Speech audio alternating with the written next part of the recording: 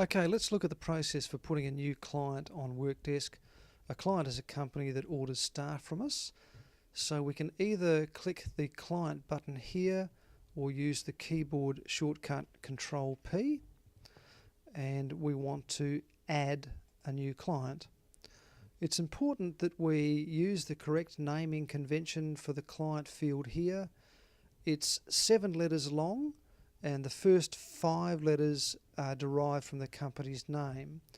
So if it was, say, Jeff's Plumbing, you might say JEPLU,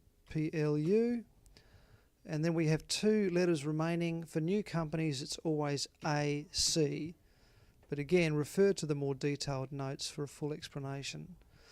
Then we use the full trading name of the company, so Jeff's Plumbing. It's hard to type with one hand. Now the industry, if you start typing, there should be a list of industry codes that we use. So local government would refer to councils. We have a state government code. To be honest, we very rarely use any of these, but we should get it right.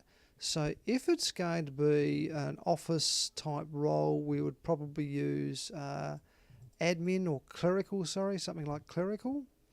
If it was a plumbing company, it might come under labouring, or it doesn't really matter, but as long as you use state government for state government clients, local government for local government clients, clerical for white collar type clients, and then the rest could probably go in labourer. Now the address is the physical address of the location, so whatever that is, Saints Road,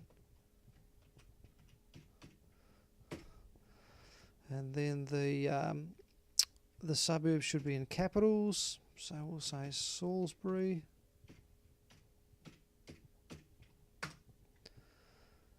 And the South Australia, postcode 5108.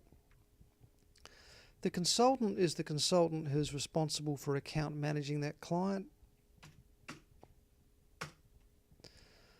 The contact is probably the main contact in that client, whoever that person is. So we'll go with Jeff Smith. The title might be manager or owner or whatever the title is. I generally don't worry about the salutation.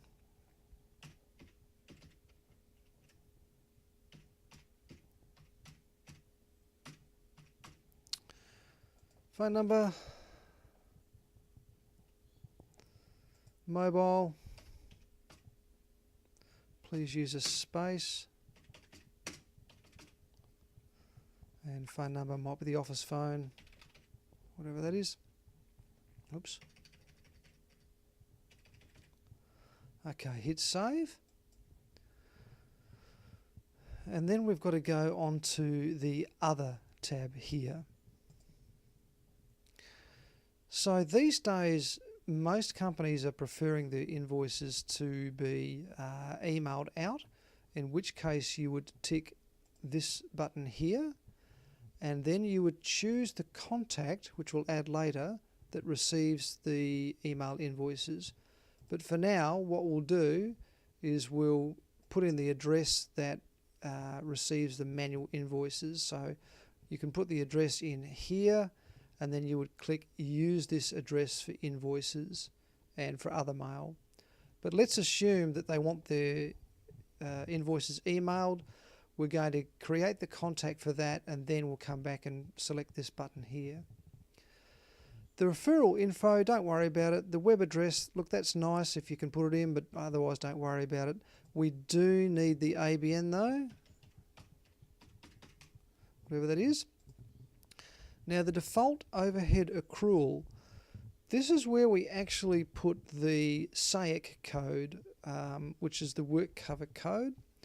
Now, for now, we're not going to worry about it. There is a separate process that shows you how to establish the correct SAIC code. It's a bit detailed to go into now, so we'll refer to that separate process for this section. Save. Oh, it's got to check to make sure it's a valid number. I think it's 9 numbers long. Nope.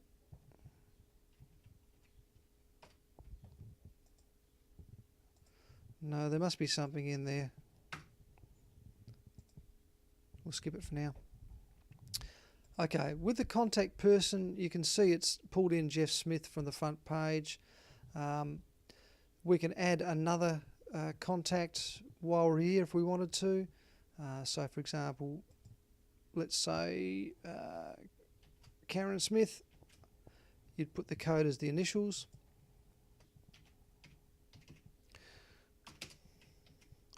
Must be a husband and wife plumbing business.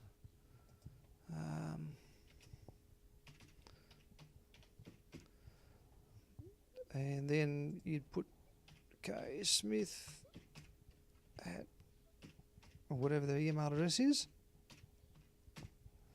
and save. So if Karen's the person receiving the emailed invoices, let's go back to the other tab.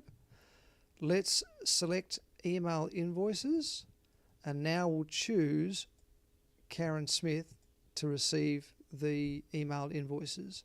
Save. That's it. We can use these other fields. We generally don't. So once you've got the contact people on, that should be about it. Again, refer to the separate procedure for getting the correct SAIC code in there.